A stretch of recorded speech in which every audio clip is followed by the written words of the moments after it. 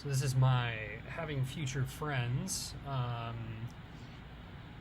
2020 personal interview footage. My questions over here. So the first question is general feedback for the event. It was a really great event. I had a good time. It was really interesting interacting with all these people from extremely diverse disciplines. It was very enjoyable, and I learned a lot. Obviously, there were some constraints given the pandemic and given kind of the online nature of everything, and also just the incredible diversity of time zones. We had someone in almost every time zone on Earth, barring some of the stranger ones, some that have low population. But I think what I'm supposed to talk about here, at least a little bit, is the EEG wearable project that I did. So my personal swatch for the Having Future Friends residency it takes the form of a USB drive with some software I wrote on it. And the software is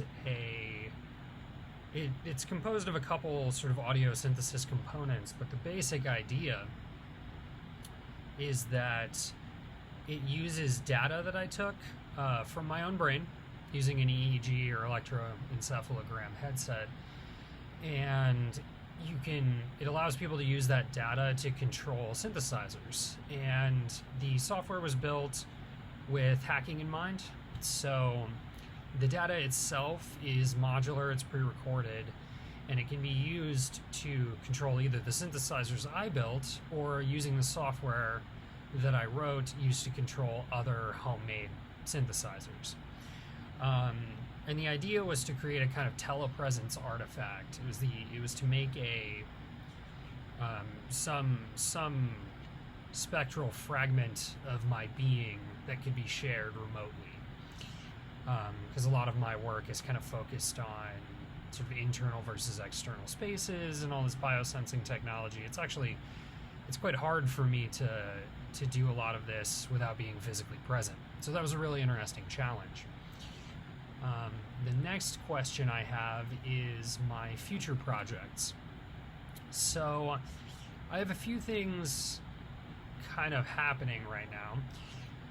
The big thing I'm doing is for a local museum.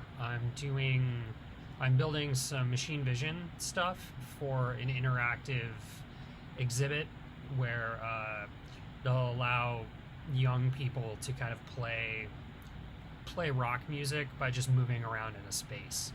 I'm using like webcam to track positioning and the presence of certain objects and things like that. Additionally, one of my group swatches, I had several in the swatch book, we used this brain data to kind of weave. That was with Lynn and Victoria. And where we're going with that is I'm currently using some of the same data that we used to generate our woven swatches to generate three-dimensional objects inside a computer. So I'm doing a lot of graphics coding, a lot of data processing to generate these sort of three-dimensional figures, sort of irrational three-dimensional figures. And then Lynn and Victoria are going to take those figures and turn them into real objects using e-textiles and just general textile techniques. So that's something to look forward to. That's kind of where we're going, more directly relevant to the residency.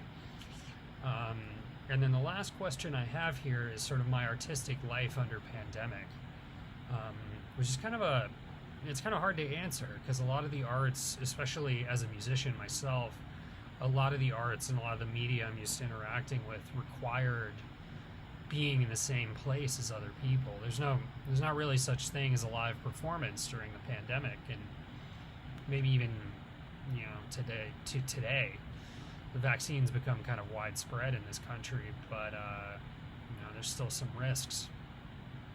So it was very useful for me, and actually kind of perhaps emotionally necessary to collaborate with other people and kind of get this creative energy that I got through the residency. I've been able to do some projects. You know, I have another project where I'm making an EEG, a brain data computer interface, entirely from scratch with another colleague of mine. So the pandemic's been really good for kind of working on my techniques, working on my skills as a programmer and as an artist. And, you know, hopefully moving forward, those skills will serve me well. So thank you for watching this. I really appreciate your time, and I hope you enjoy the exhibition. Bye.